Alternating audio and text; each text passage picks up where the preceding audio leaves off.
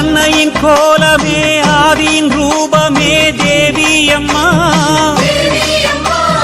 தன்னிலை தோற்றமே பல்நிலை மாற்றமே மாரியம்மா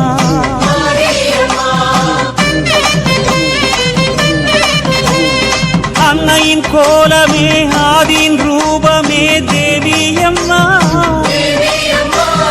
தன்னிலை தோற்றமே பல்நிலை மாற்றமே மாரியம்மா அறநிலை நிலமதில் நிலை பெறவே அரசியின் உருவினில் அமர்பவளே உறவென உன் பெயர் சொல்கையிலே பெருமையில் அவர்களை வளர்ப்பவளே ஆதியே காளியே சக்தியே